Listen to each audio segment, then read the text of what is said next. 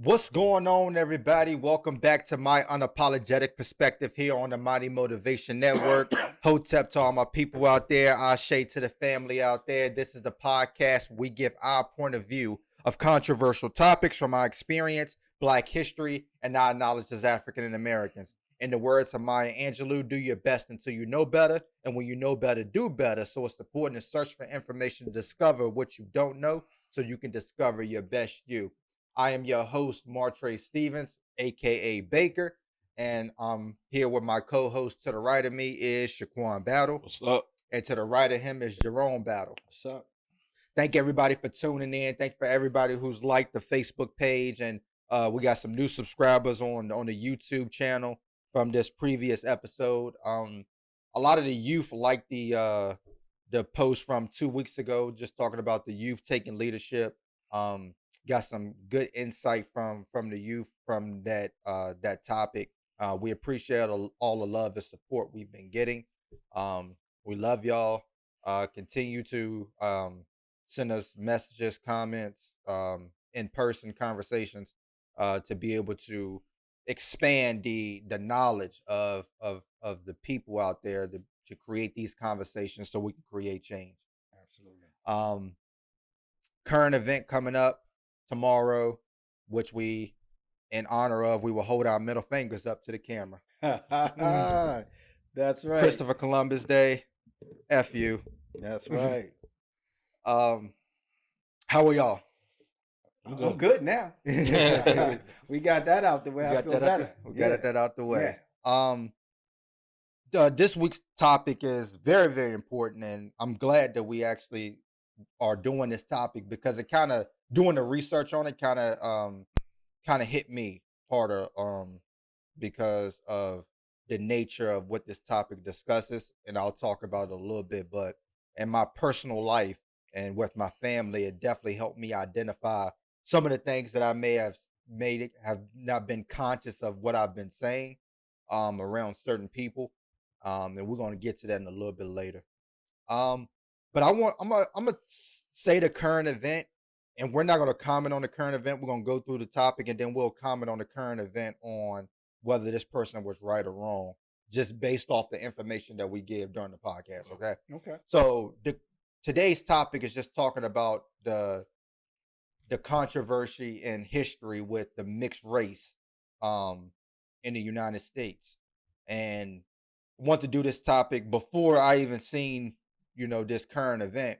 But the current event was Sage Steele of ESPN comment about Obama identifying as Black. When asked what box she checks on the census, Steele took the opportunity instead to bring up President Barack Obama's racial identity. The 48-year-old who herself was an African American, who had an African American father and an Irish Italian mother, was complaining about having to mark Black on the last census because she actually identifies as biracial, which is technically not a racial category, but a racial descriptor. If they make you choose a race, what are you going to put? Well, both still said Barack Obama chose Black and he's biracial. Congratulations to the president that his thing.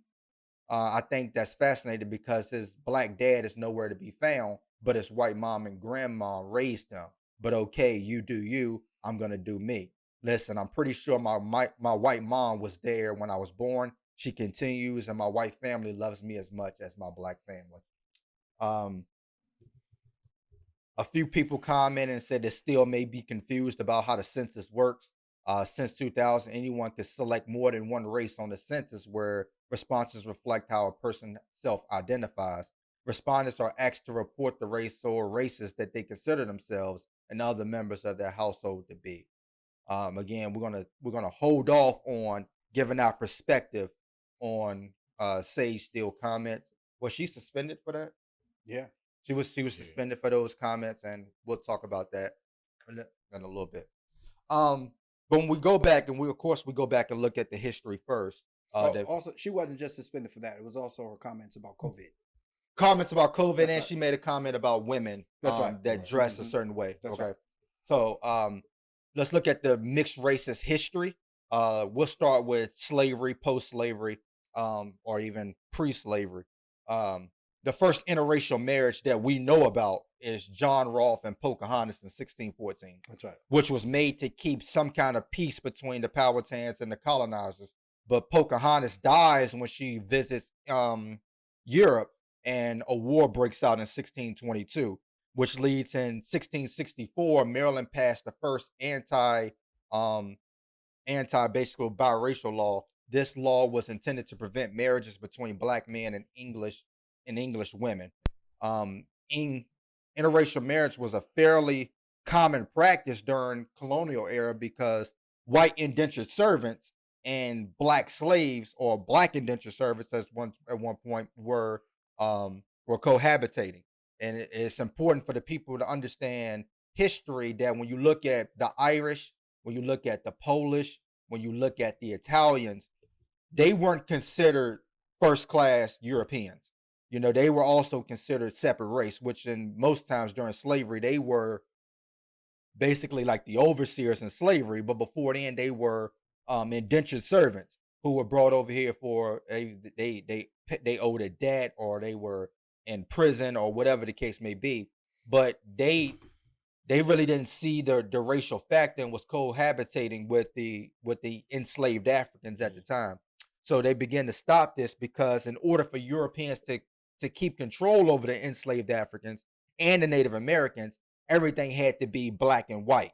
So America is the first place to put the word black and white as referring to race on their law books, in order to maintain white supremacy. And you have to separate that from color, as we talk about. So superiority could not be mixed or be confused. So, but of course, during slavery, the white slave owners were still raping black women and having babies with black women. But this introduced the concept of the one drop rule, which is the concept that any result of non-whiteness or black blood disqualifies somebody from being considered white. It's also known as the one black ancestor rule. And this rule was only in the United States. Of course, when we talked about the mixed race, most people identify mixed race people as black, but really they're multicultural, they're biracial, or whatever the case may be. And the term that they used back then was half breed or half human, or mulatto. So you'll see that word mulatto. People are actually starting to use that word a lot more, but that word actually comes from a derogatory term of two different animals, horse and a donkey, a horse and a donkey coming together, and that's where you get the word mulatto from, and that's half human, half breed, half white, whatever just the case may be. Animal in general, right? So in most colonies, if you were born to a white dad, you were a slave. So let's say if your slave mother was black and the slave owner was white and you were born a slave. But if you was born to, let's say, a slave black, an enslaved African, and a white woman had a baby, the baby was actually born free, but the white mother most of the time had to either pay a fine, or they would be in indentured servitude for up to 5 years, or for 30 years for the child. So we see the discrepancies either with being born to a black mother or being born to a white mother. But there was no national law banning interracial marriage. So after slavery, a lot of states started to create laws to ban interracial marriage. And the only place this exists was here in the United States and places in South Africa, because they was also colonized. And also Egypt, Germany as well. Germany right. during the I think during Hitler's reign. But in the United States, there was no national law that prohibited interracial marriage, but 2/3 of the states did so.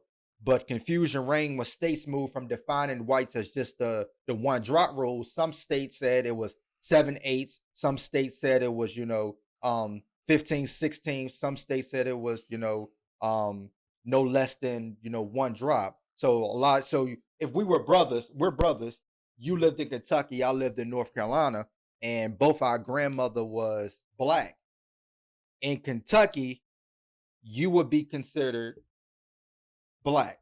In North Carolina, I would be considered. No, I'm sorry. In Kentucky, you would be considered white. In North Carolina, I would have been considered black, even though we both got the same grandmother. But one went by, I think it was a 1/8, and one went by a 1/16 rule. Right. So 1/8, 1/4.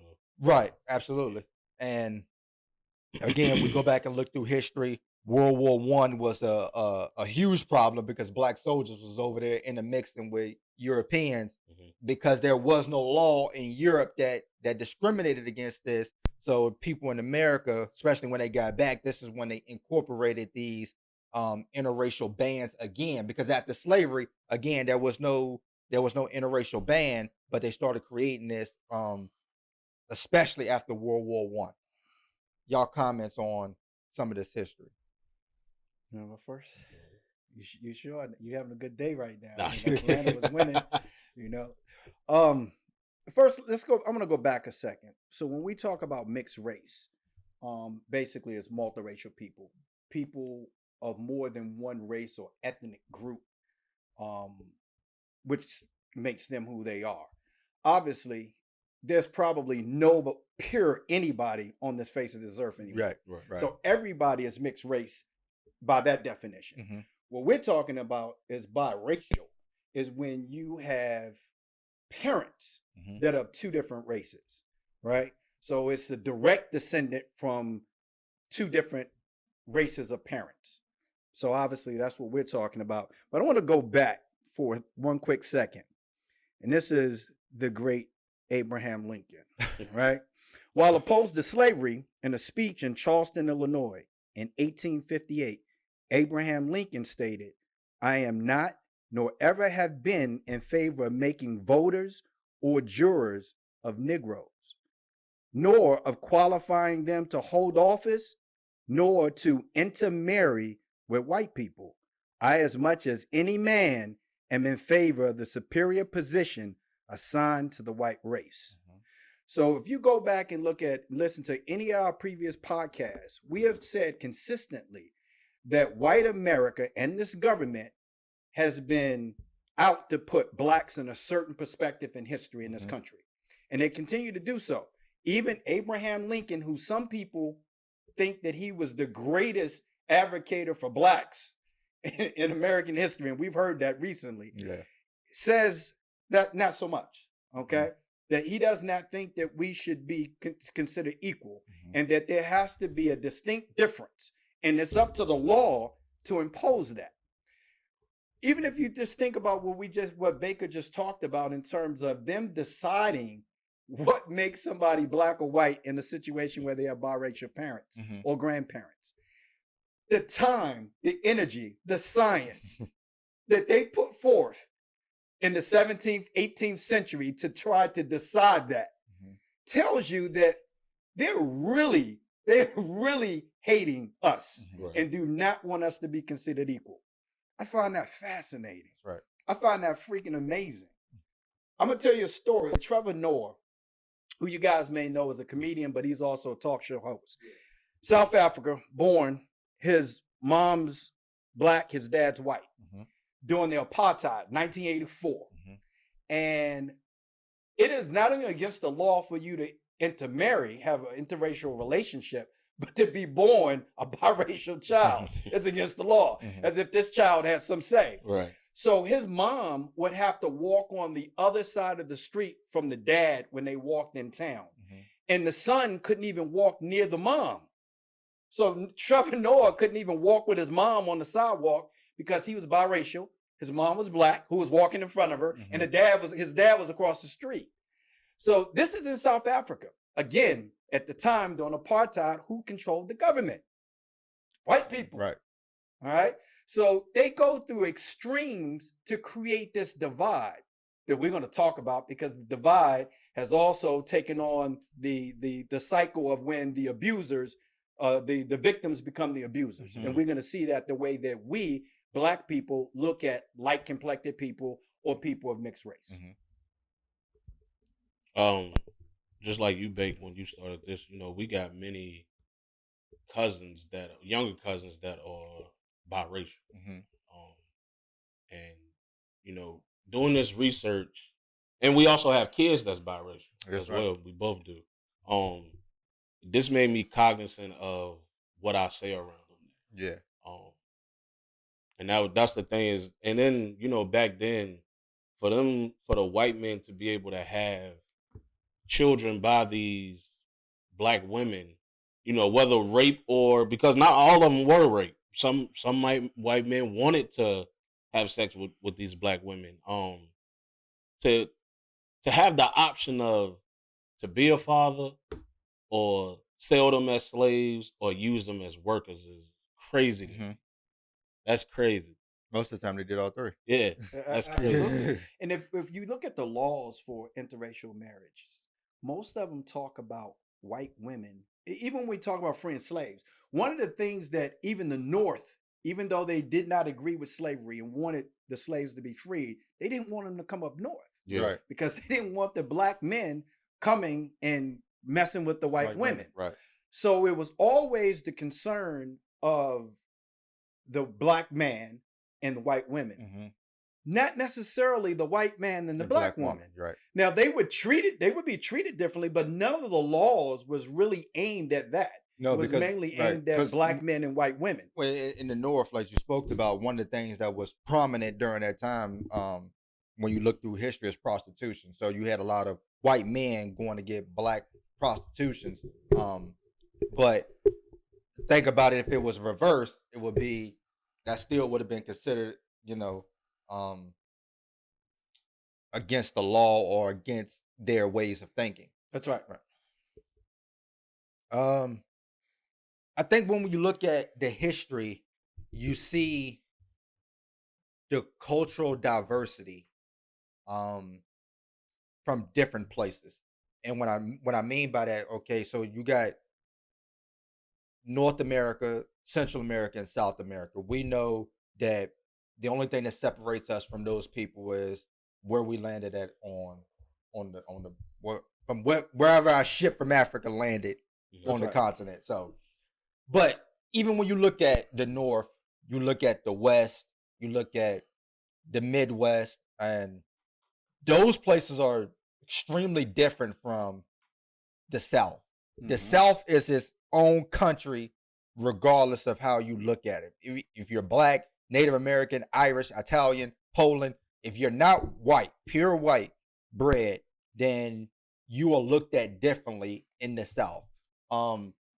It wasn't until 1967 that U.S. banned marriages between white and non-white people. Like, they actually overturned that you couldn't illegally marry in 1967. Alabama didn't remove that interracial law until the year 2000. That's right. So let's just put this into a little bit of perspective of what you get down south. But some people say, oh, it wasn't that long ago, or it was forever ago. This is 1994. I was 4 years old in 1994. A high school prom, the principal threatened to cancel the prom after he asked some kids, or do you plan on going with somebody that's not of your race? And a few kids raised their hand. And he threatened to cancel the prom if they didn't change their mind about that. Alabama is a different breed. Absolutely. 1996 in Georgia, there was a church where a black man and a white woman had a baby, and I think the baby died, and they buried the baby at this church. Well, the pastor found out that the baby was biracial and actually wanted to dig the baby up and remove him from the cemetery. And then after he lost that fight, he refused to marry them a couple of weeks later. And that just shows you the type of things that you get when you go down south. Because if you go down south, you'll get a culture shock. Like, for real. Like, even in Virginia is one of the greatest examples, because we're progressive, but we're still south. We're still a southern state. It's a little more hidden in Virginia than it is when you go to Alabama. Like, if you see a black man and a white woman, you'll see white people just staring at them like just looking at them. You know what I'm saying? And that just goes from, having a white daughter, a mixed daughter, and you having a mixed child. If me and my wife is in the store with my daughter doesn't have a lot of light, darkness to her. She could pass for white when we say that, right? people like literally just stare at us like we've kidnapped this Right. this girl. You know what I mean? So that's why I said this. Mom told her the other day they was at cheer practice and mom was sitting there talking to somebody else that was black, and Lyric was sitting there on the picnic table, and the coach said, "Lyric, is your mom on the way?" And she was like, "Nah, my grandma here." She was like, "Where is she?" She was like, "Right there." Right. And that's something she has to deal with for the rest of her life. So even in the South, after Jim Crow, it said, okay, we could drink from the same water fountain, but there's still this unwritten law that says we shouldn't be That's right. mixing, right? So, even growing up, a few of my friends was mixed. And I never thought of them as white. Right. They've always been they was the brothers, you know what I mean? Right. Even though I may have seen their white mom or white dad, it never dawned on me to think of them as white, because normally we think of people as that are mixed as black. But I wanted to talk about the South in specific because if you look at Cuba, the Dominican Republic, and Haiti. They're great examples to use when it comes to the culture shock.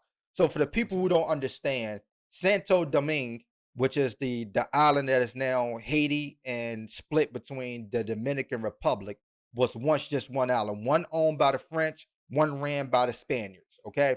Until after the Haitian Revolution, where they become one, and they split again because of their difference of religions. But the Dominican Republic, who came from the same places as the Haitians off the boat, consider themselves to be European. Why? Because they followed the Spanish way of thinking. The Haitians consider themselves to be more African because they follow that side and not more of the French side. So if you go to Dominican Republic, they'll tell you that they're not black, even though they're probably darker than some black people. That's right. And a lot of them will say that they don't realize that they're black until they come to America, until they step foot in the United States and they have to classify as black. That's a great example, because the Dominican Republic and Haiti don't get along because one look at themselves as black or African, the other one look at themselves as European. Absolutely. And you said it at the very beginning that when you look at the census and even the birth certificate, people look at choosing your race as an identifier, right? But the identifier works both ways. How do you identify yourself? One. Right. But obviously, how does somebody else identify you, which is probably the most important? Could you imagine if Barack Obama would select other on the census? That's fine. He can identify as other, but he can't select that for his driver's license. Right.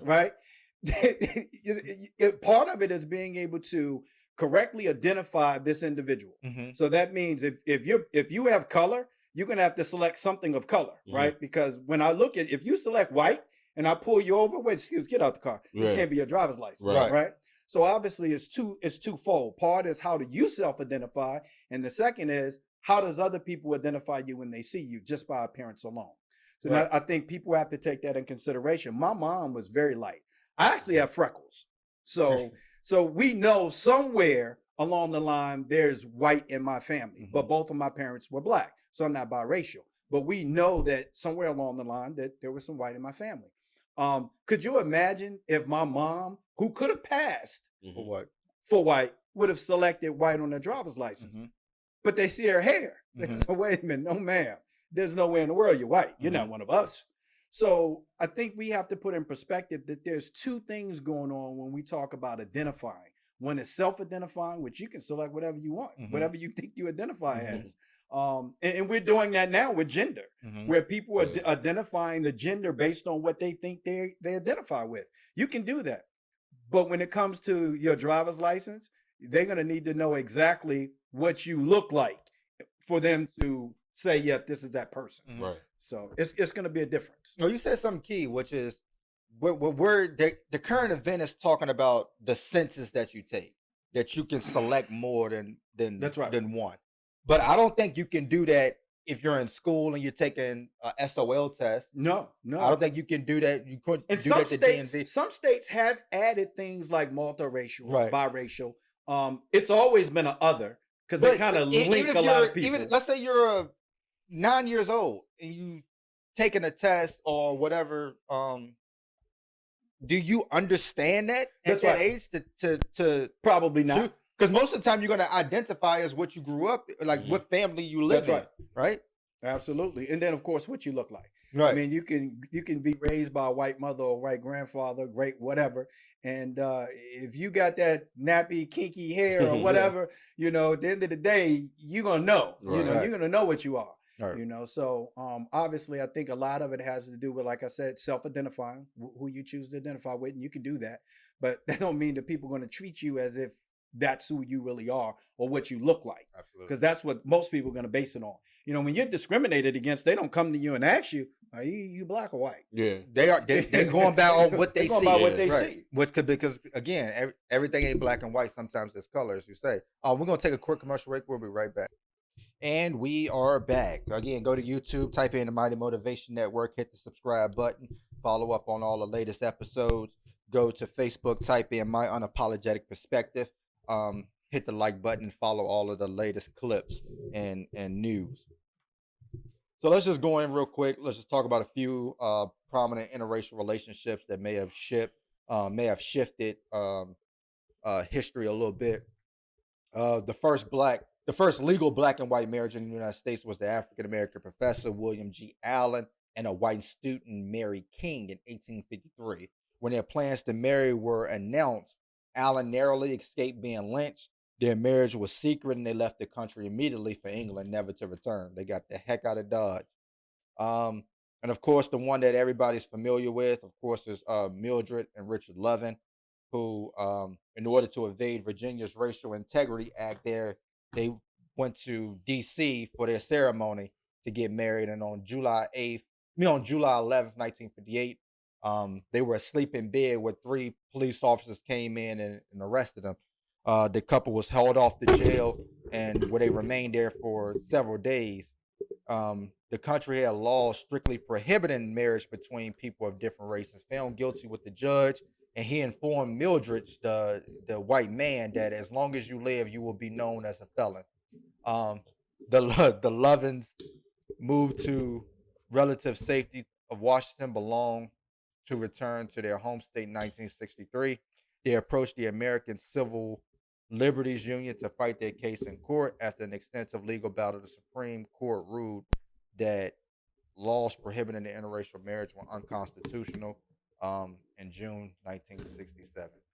Who else we got? I have some technical difficulties, but I wanted to bring up. Yeah, I'm good. Right. I wanted to bring up one other relationship: Andrew Kinney and Mahala Miller, which happened in 1874.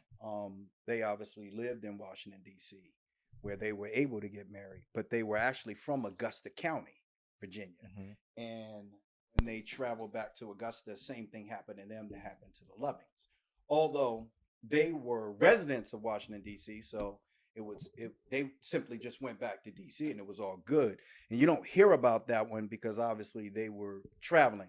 But a lot of things did happen during that time that I think is important. One of the things is what it was called. You had they found them guilty of violating the Interracial Marriage Law, but part of that law had the word integrity, and I think that's important. Is white America felt like when white people married or had interracial relationships with black people, it somehow, it's hard for me to even say, decreased the value of that white individual, right? And it violated the integrity of the race, of the white race. And it's hard for me to say because I can't believe that a country that we have endured so much from, but also given so much to, felt this way about us in the 1800s. In the 1900s, in 2000 in Alabama, that even to this day, the way that we're treated by law enforcement, whether we're treated by financial institutions, the way that we're treated by churches, that it's hard to even have this conversation. I mean, it really is. Right. So when people say that, Jerome, you sound angry. Well, damn it, I got a reason to sound angry. If you put this in perspective, how can you not feel angry? Right. How can I not? So I remember when you guys dated outside of your race. You know, my only concern was for you, which is, yeah, everybody over here might accept it and might be okay with it. And even if, because we know that even in black communities, they don't necessarily like black people who date, you know, outside their race. We know that, but they're not a threat. So I didn't have to worry about them doing something to you because you were dating outside your race. On the other side of the street is a different concern. I was more concerned with how her friends and family was going to accept the fact that you were black. That's what I was concerned, because those people, as we see, will go through mad extremes to make that not happen. Right.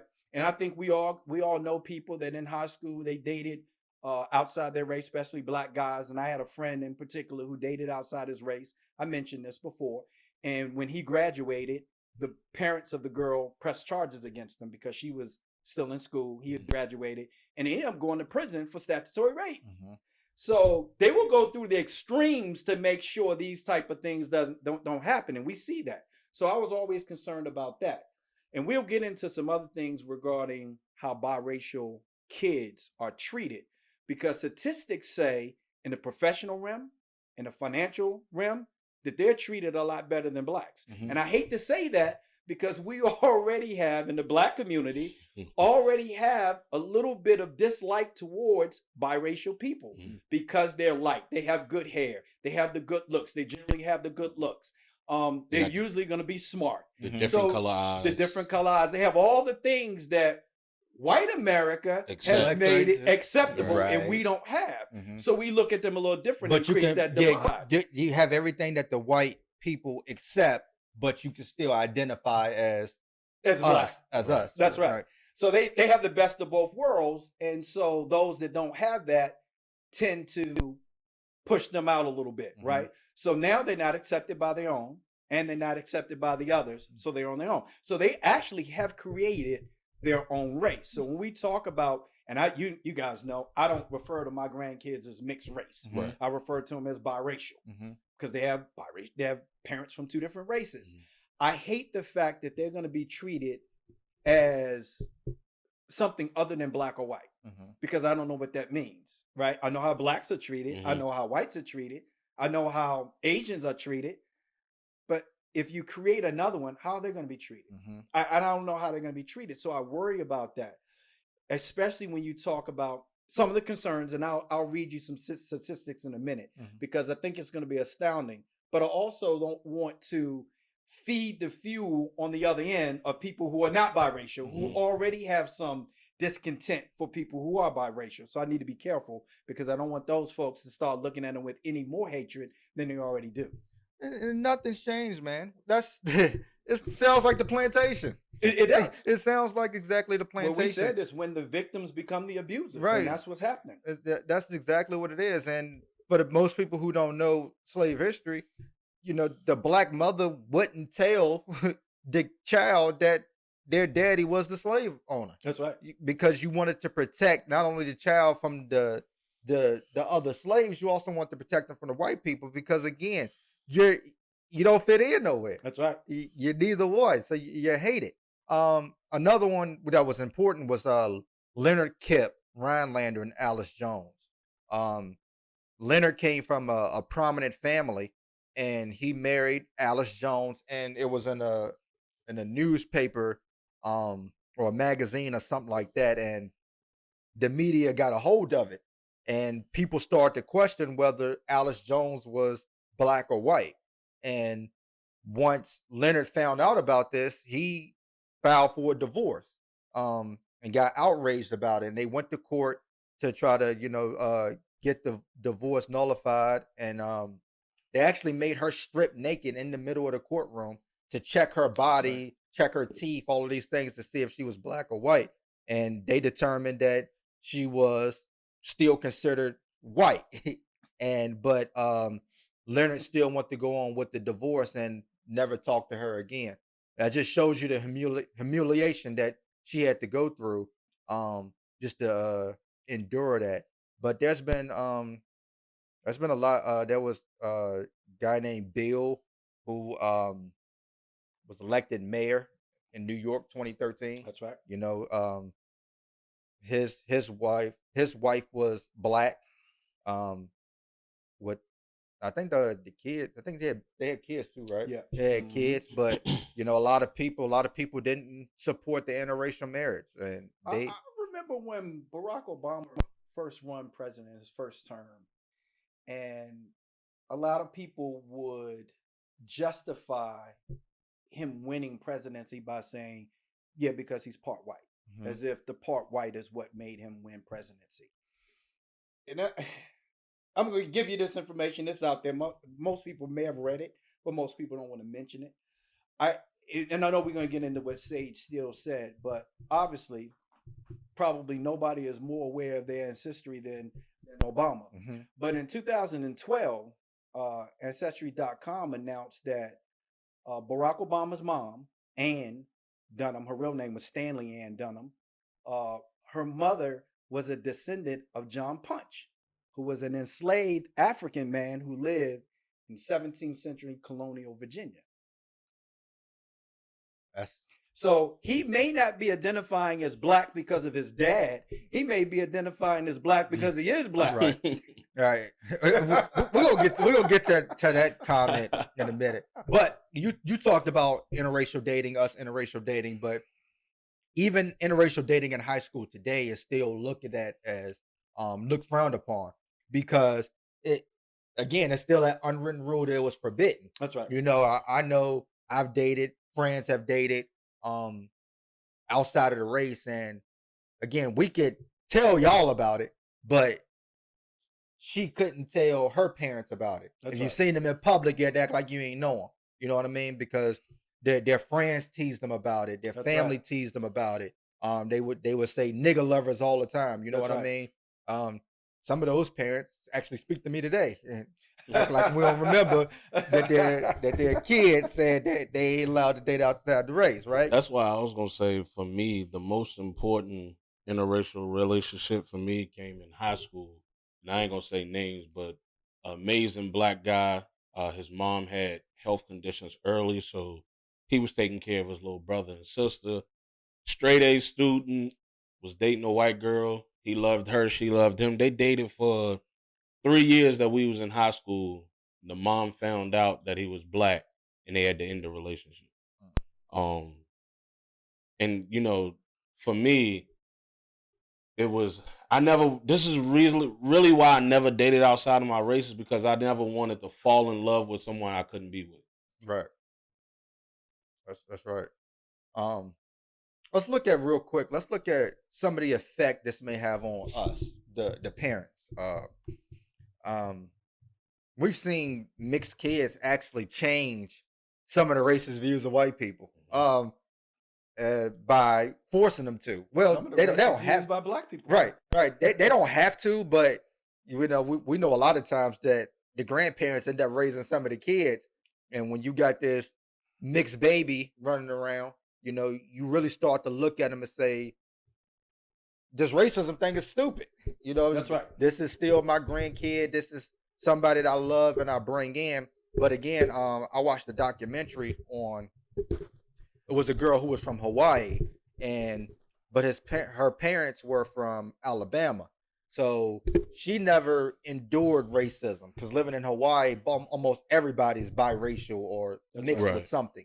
So she said when she moved to Alabama that it was a huge culture shock for her, because, people teased her about her hair, people teased her about her eyes, and she couldn't understand the mixed viewpoints.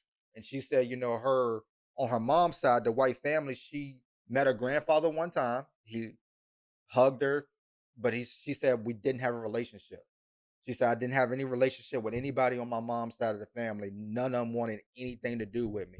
And everybody embraced me on my father's side. But she just couldn't understand or wrap her head around the fact that just because her father was black, that the family wouldn't even consider her to be family. That's right. That just shows you how deep, this stuff goes. You constantly get that look, that double take in public. People are going to look at you. People are going to have opinions of you. You always going to be the topic of discussion from people who are not in your relationship. They stare at you. Yeah. It's then you I think the question that they're gonna get asked the most is, "What are you?" right. And it's funny because how many of you guys ever dated a girl and asked her, "What are you?" Yeah. They're a woman, they're a human being. That's Right. really all you That's care it. about, right? But they're gonna go a step further, and it's mostly gonna be white America are gonna ask them, "What are you?" And Mhm. what they're saying is, "What are you mixed with?" But when you say, "What are you?" that's like saying I'm some kind of an animal, Right. you know, which that's how they view us anyway. They Mhm. just want to know, are you white Are or are you you black? black? Right? They want to know. I gotta know. That Right? just shows you how much alive it is today. You know what I It's mean? very Like, much so. so we talk about that America is the first person to put black and white in the law books in the world, like actually distinguish That's race right, by a black and difference. white. And we still ask people in 2021, are you black or are you white? That's right. You know, what do you identify as? You know, but it's and you got to deal with the jokes from your friends. I bet you that food unseasoned. Right. You know what Yeah, I'm saying? yeah. You know, I bet you, you know, your food might have too much salt or sugar. Eating that soul food, Yeah. like That's right. I bet she can't dance. You know, it's the little jokes like that that may seem funny, but if you have a biracial kid, it's It's not not something. funny. It's not funny anymore. You know what I mean? Because now we're gonna get to that in a second. Even but when our daughters are standing side by side, and somebody might say to your daughter, "Oh my God, her hair is beautiful," right, and it's like, so you saying my daughter's hair not beautiful and which because it really is. my niece has long straight hair? You saying that their hair is different? That's right. right. And you know, And my daughter deals with that all the time. You know, that's why I say, you know, for the kids, it's kind of harder because you may be too black to be white and you too white to be black. Mhm. that's right. So a lot of the black girls tease my daughter about her long black hair. Right. You know what I'm saying? She had one black girl tell her, "You think you all that because your hair long." That's right. Now I want to let y'all know I'm not texting over here. All right. I'm actually using my phone because I ran into a issue last night that it, I can't make this up. All right. We talked a couple of weeks ago about racial profiling and how police look at black people, right? Mhm. So I don't have internet service at home because of where I live. And sometimes, especially during this time of year, I don't have a strong cell signal. So I can't even use my phone as a hotspot to get online. So as I'm doing my research, I had no way of doing it. So Right. I went into a parking lot of a company, a business, so I could use my phone as a hotspot because I had 5Gs. Okay. And it was when I pulled in, a car pulled in a few parking spaces from me right after I did. And I'm there for like 20 minutes and, you know, I'm doing my research and I'm transferring information onto my laptop and a cop pulls up. And, you know, I have my windows down. I didn't have any music on, so I wasn't banging, Yeah. you know, and cop pulls up and says, is everything okay? Yeah. I mean, you still got my laptop up, right? Well, I mean, what's the problem? And he says, well, I just rolled by and I saw you parked here, so I was just concerned that you was having some issues. Now, I had no issues except you, you know. And he said, okay, you don't have to be nasty about it. I said, well, you didn't have to interrupt what I'm doing. Am I breaking the law? He said, no. I said, so why are you here? I just want to make sure you're okay. I'm talking to you, so I'm good. There's nobody in the vehicle. I'm good. So I'm thinking he's gonna go say something to the vehicle next to me. No. Does not. He drives off. People in the vehicle next to me, white, and it's two people, right? He didn't approach them at all. He pulls off. So I'm heated about that, but okay, I'm there to do something. Let me do it. But I just want to say that's why I don't have this information on my laptop because of that. Thanks, Right. officer. But I want to talk about multiracial adults and how they talk about the background and the disadvantage, or what they thought was a disadvantage. Multiracial adults say that 19% has been a disadvantage in being multiracial. 76% says has not made a difference at all. And 4% says there's been a little bit of a disadvantage. So, and I thought that was telling, but it goes a little bit further. So if we look at whether it's a disadvantage overall, and this is not just adults, but also minors. If the person was white only, there was a 65% chance that they were going to benefit from being white only, in comparison to 3% for black only, 4% for Asian only. For the multiracial, it jumps up to 87% of a biracial individual having an advantage than any other race. The only one it does not exceed is white only in the financial sector and the private social sector. So that's saying that it's when a white group has control over the organization. They have the say. I thought that was, so even though biracial people are going to have a better opportunity, financial, education, all those good things, when it still comes to getting into white-owned establishments, they're still going to say, nope. Don't care that you went to Stanford. Don't care that you graduated. Don't even care that you look white. Right. No. No. Because you checked black. That's what you identify with. Right. I don't understand that. That level of hate is beyond me. And I hate a lot of things. I mean, I hate Mississippi. I hate Alabama. I hate Louisiana. Hell, I hate Florida. Right? But that's beyond me, because I will travel to those states if I have to. Right. Right? But you ain't letting a black person in, even if they got the qualifications and look like you, just because they're black. Right.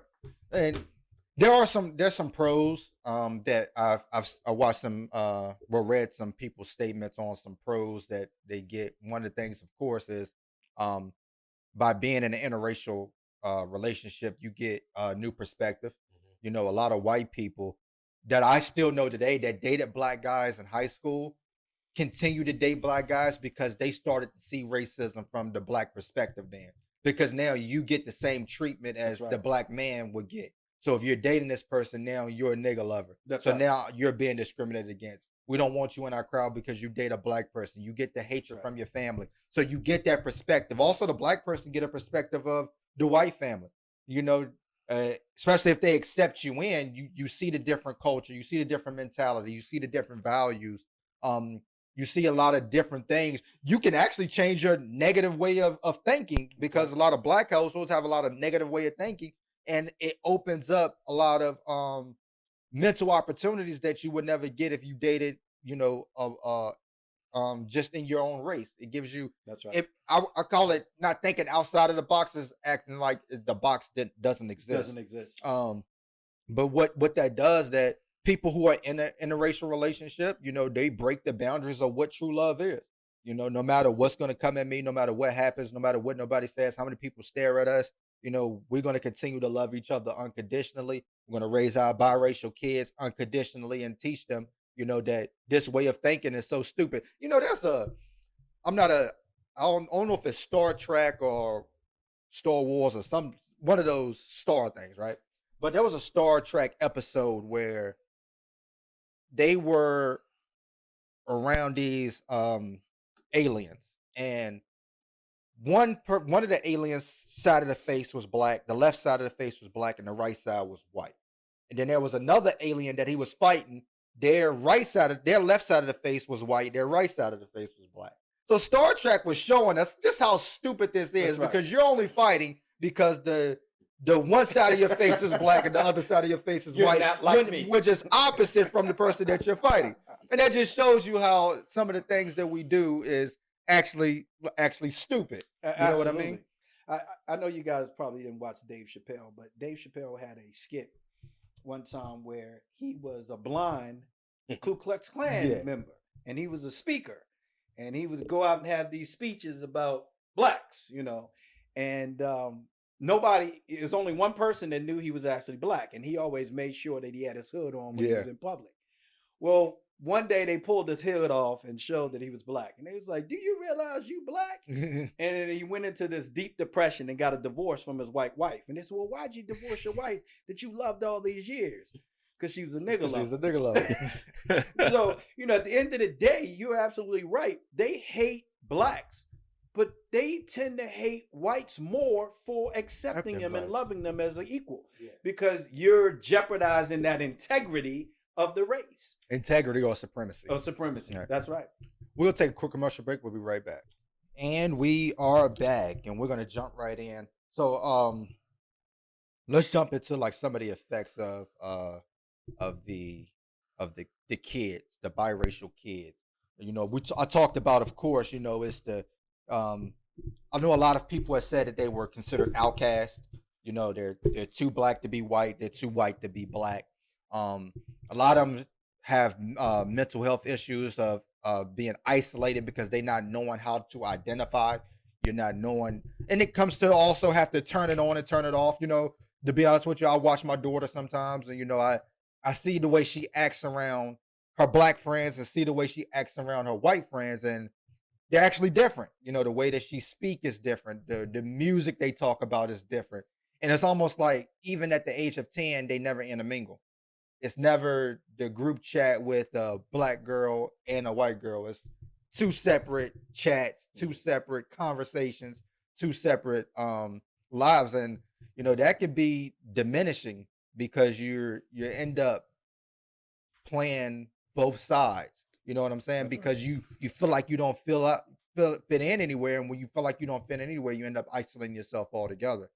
I can't speak for all multi-race kids, but I can't speak for my niece. Is I think one reason she's able to do, you know, when she's with the white people, act like, you know, white people. When she's with the black girls, she act like the black girls. To me, that's a skill. Number one. Number two, I think because she identifies with both. She does, white and black, and that's one of the things that I always, you know, have pushed on her, that, you know, even though you are half black, you're raised in a black household, you know, you know the black culture, it's still important for you to embrace your white side because you are that. And that's, again, that goes back to my own personal things, because there were some things that I used to say around her and not even thinking that I'm saying it around her. Right. You know what I'm saying? It could be, you know, that all these white people doing this or white people doing that, or the white joke, or not all that stuff, like the dance and stuff. Anything that black people normally laugh at, I started to think to myself, like doing this research, like, dang, that probably affected her. Yeah. And she might have laughed at the time, but it still might have affected her, thinking, I'm doing the same thing, like as Dad said, you know, we're becoming the abusers now. I'm doing the same thing that they once did to us by, you know, talking about them and then making other white people feel bad about certain things, why my daughter is half white. So now I'm bringing her down, her white side, when she is that. You know, she is half white. You know what I mean? She has to deal with that for the rest of her life. And not necessarily a bad thing, because you can, again, it opens up so many perspectives, because she doesn't understand racism. Right. That's right. She does not understand it. She can't figure out. She's infatuated with learning about it because she just don't understand how one group of people cannot like another group of people based on skin. She doesn't understand it because it does not make sense for anybody to understand it. It's the dumbest thing in the world. That's even little things like when all of the kids is maybe dancing, and then you have a family member say, "Look at Lyric, slow down, Lyric, you dancing too," and it's like, because she's the only one that's mixed, right? You're pointing out that she can't dance like the other kids, right? And you don't, as a parent, that's hurtful, because like now you singling out the one child that maybe is not dancing like the rest of the kids. Exactly. And a lot of kids feel that way because they feel pressured by society or the parents or whatever the case may be to choose one. Right. That's right. Just check one box. Which one are you? So they did a biracial survey, and what they did is they asked 3 sets of groups of people what the top 3 stereotypes were for their particular race. So for white people, they said that, I'm not going to say all 3, but they were basically, one was privileged and one was racist, right? That was 2 of the 3. I don't remember what the third one was. For black people, the biggest stereotype that they heard of regarding blacks was angry, violent criminals, right? For the biracial group, the top 3 things had to do with how they're being outcast. They're being called out as being different, not treated the same. So it was something personal about them, where the other ones were more about the race, not necessarily individual, where it was something personal about them that they obviously would take as a personal attack. And of course, those are the type of things that lead to depression. Those are the kind of things that lead to people not having a lot of friends, which you guys just outlined that, usually the biracial kid doesn't have a group of friends by the age of 10, which is unusual. And a lot of that is done by society, by stereotypes. And unfortunately, white America is not the only ones to do that. We also have the habit of doing that as well. Singling out a particular group, especially when we look at biracial kids. I was gonna say that's happened to me by family members. And to those family members I no longer talk to, because when they would see me or my mom, they would say, which kid is this? Is this Shaquan's other kid? What do you mean? What do you mean other? All my kids are my kids. So singling one out because he's mixed and my other 3 are not. And to those family members, I no longer even have a conversation with, because, now at soccer, yes, my son plays soccer. That's right. My other 3 kids, they don't play soccer, but this one plays soccer. Most of the time, I am the only black guy there. Right. And, there's a book, and they made a movie about it. The movie is actually called Skin. I think you can find it on Netflix, I believe. It's about a woman named Sandra Lang, who grew up in South Africa. But Sandra Lang is born to 2 white parents in South Africa. Now, before I go more into this story, most people have to understand, when you say South Africa, Africa was colonized the same way America was. That's right. So the same Jim Crow that went on in the South was going on in South Africa as well. But Sandra Lang was born to 2 white parents, but she looked black. Her hair was black and nappy.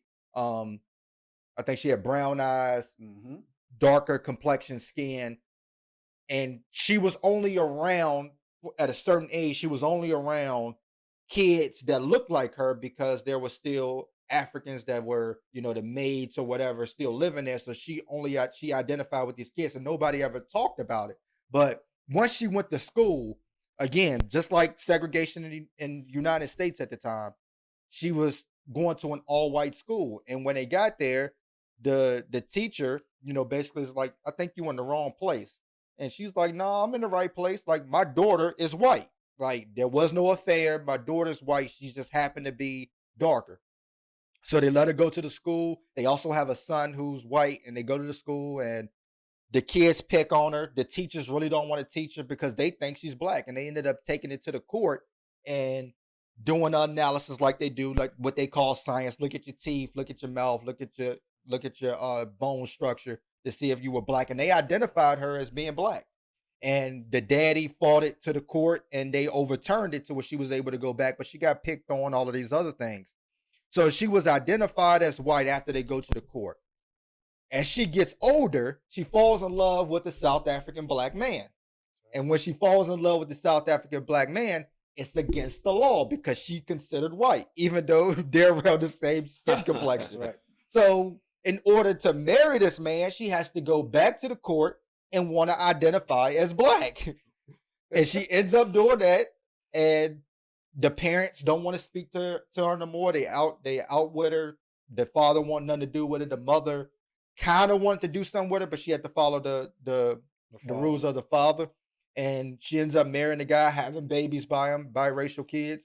And the dude ended up leaving her. So she begins to want to talk to her parents again, but they don't want to talk to her because she's black. And she actually ended up rekindling with her mother when her mother was in a nursing home. But her father, I don't think she really ever spoke to him again. He never did.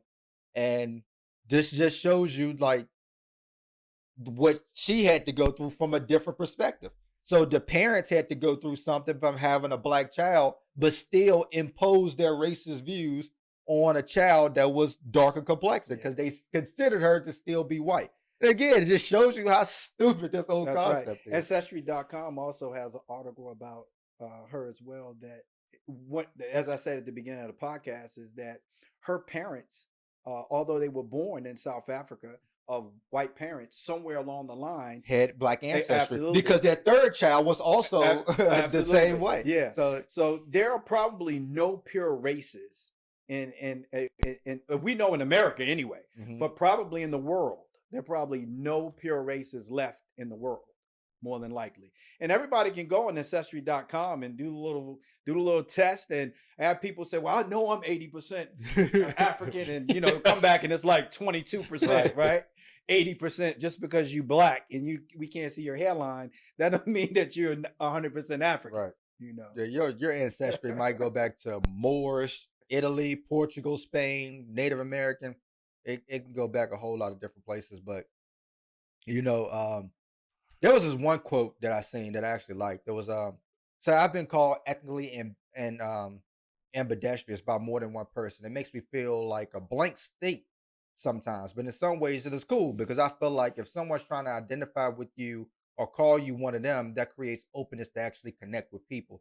So they embrace the fact that they're biracial, to open up to people to be more diverse than other people. But again, we're talking about black and white, but you also have to understand that Asian Americans go through the same thing because it wasn't just you couldn't marry black and white. It was any mixed race, any type of mixture they did not want to happen.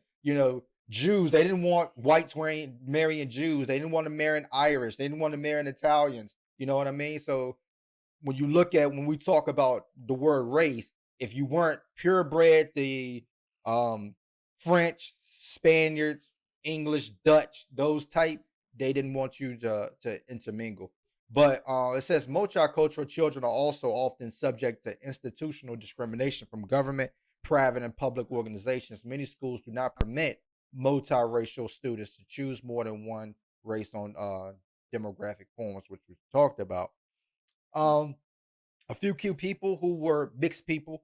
A lot of people looked at Meghan Markle and marrying Prince Harry, thinking that was the first time that, in the royal family, but Queen Charlotte was a descendant of a Moor, and in Portugal, King Alfonso III.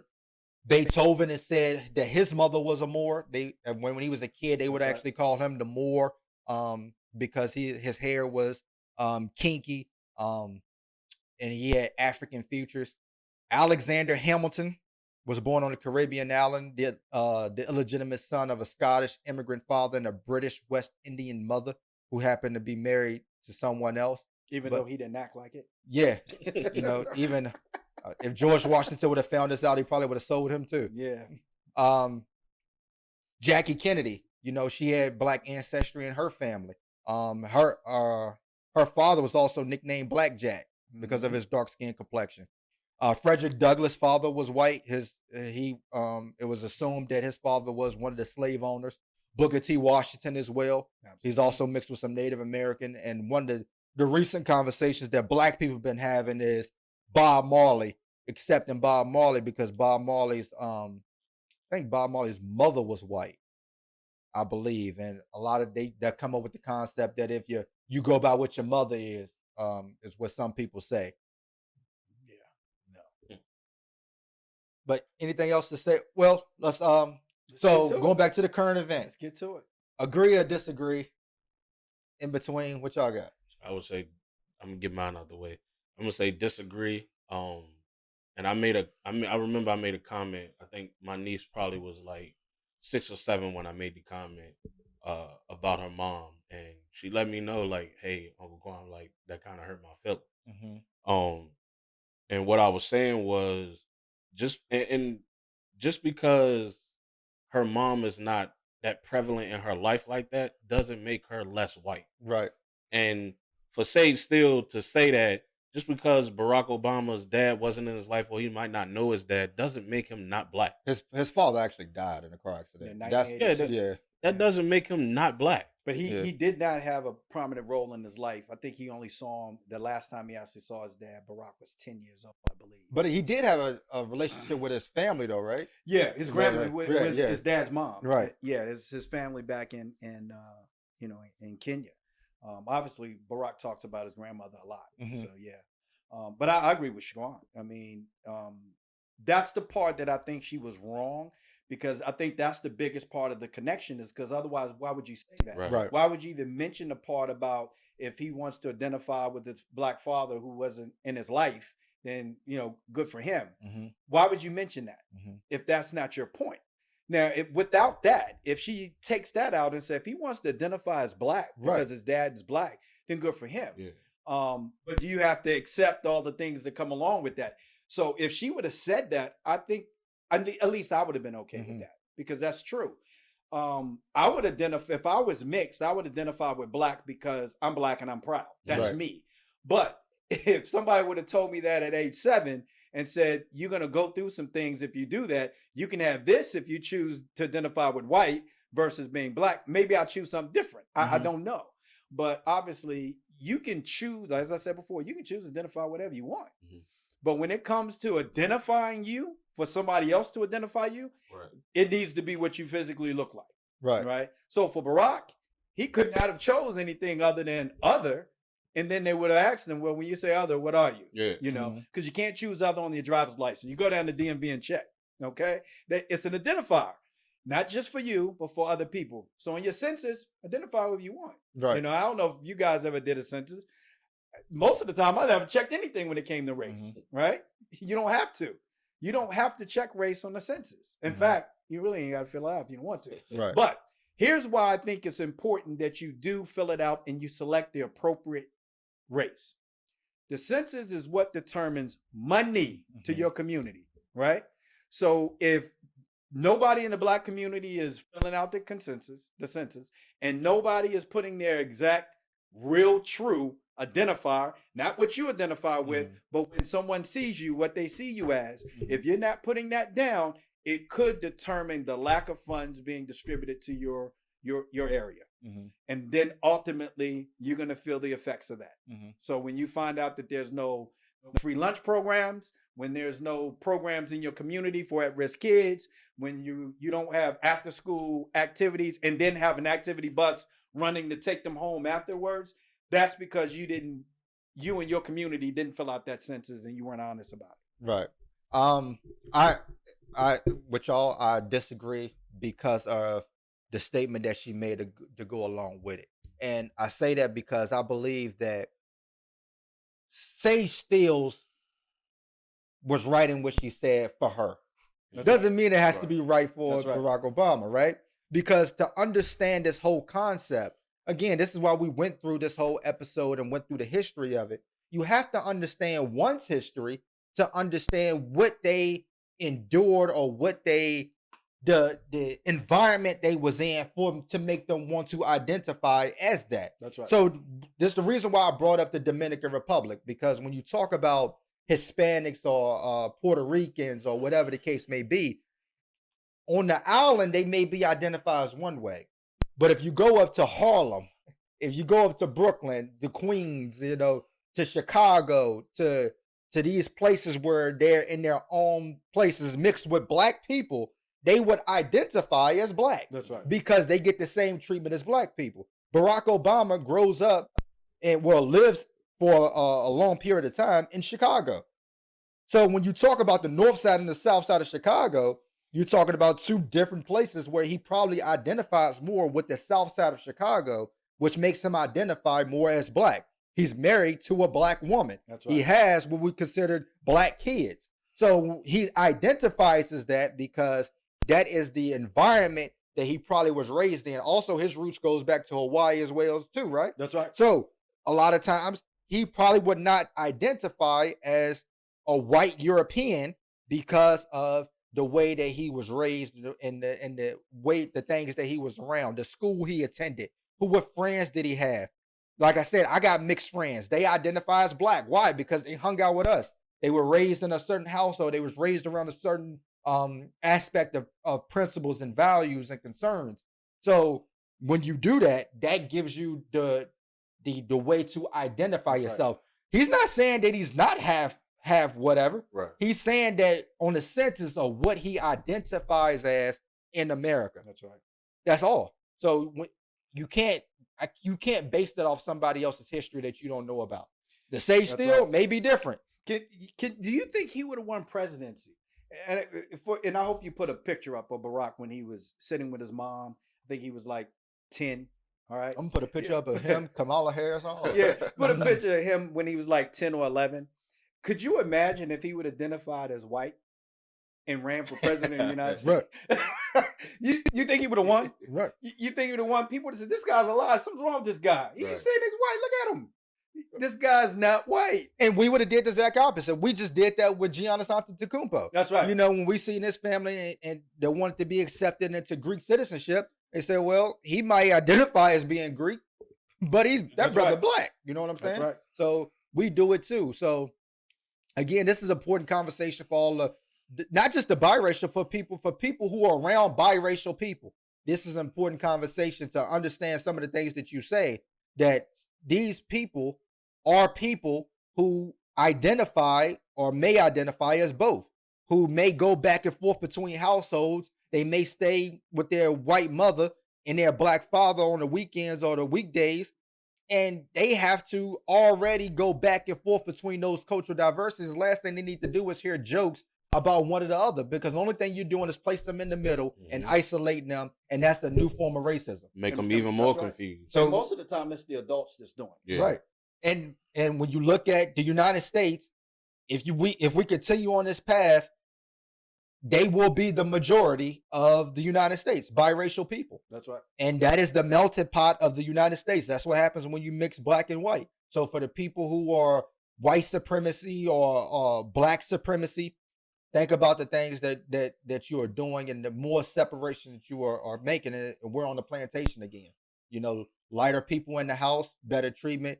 The darker people outside, and we hate each other. That's right. Because, and one last thing, I brought up, you know, the Haitian situation, because in Haiti, the mulattoes they could own property, as we talked about on the podcast episode before. They could own property, they could do certain things, but they looked down on the black slaves, even though the white people looked down on them. So there was a hierarchy, and mixed people felt like they were better because of their European futures. So the last thing we want to do with biracial people is separate them into their own category and create a new form of racism like we did on the plantation. Thank y'all for tuning in. We love y'all. Peace.